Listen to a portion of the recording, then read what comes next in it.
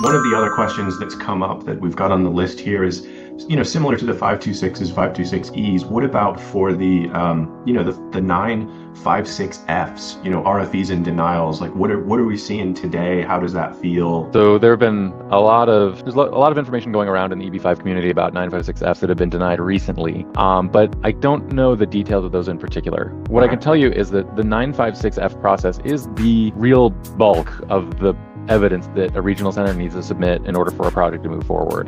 In the past, the 526 might be the application that the investor would submit with all the project information, the business plans, the organizational documents. But now, since we have the 956F, all of that information is front-loaded and it's filed by the regional center and managed by the regional center. So the investor's no longer on the hook to submit all those things, and they'd run less risk of having an out-of-date business plan or anything like that. So there's a lot of moving parts. Like I said, business plan, organizational documents, loan documents, so many different things are at play in a 956F. And the way that USCIS looks at these is very much a balancing act. They're looking for a credible business plan that will show that the entity will create jobs in a certain amount of time and the money will be used appropriately. And so there's all these moving parts that USCIS will kind of look at and determine if, on balance, meets the requirements of the program. One of those documents having some inconsistencies in it, maybe the amount of the loan is different on the loan document than it is in the business plan, and maybe it's different again in the job creation analysis, something like that will undermine the credibility of the entire project.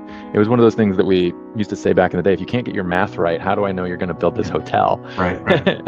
and so if the regional centers you have to be very careful to make sure that their evidence is consistent and that, again, that it works, that it tells the whole story of how this project is going to move forward. On top of that, there's just a ton of different regulations, permitting requirements, and other categories we have to worry about when we're submitting our projects to make sure that we hit all those notes. The key of doing that is just having expertise in it. Practice is one thing, but also having a team of people who know what they're doing and cover all the bases. You need people who know economics. You need people who know the legal system. You need people with adjudicative backgrounds like you and me.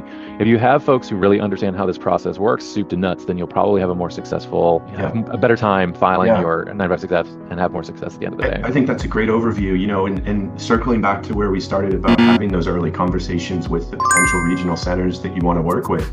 You can ask about how their 956F in-house application process works. What's the track record?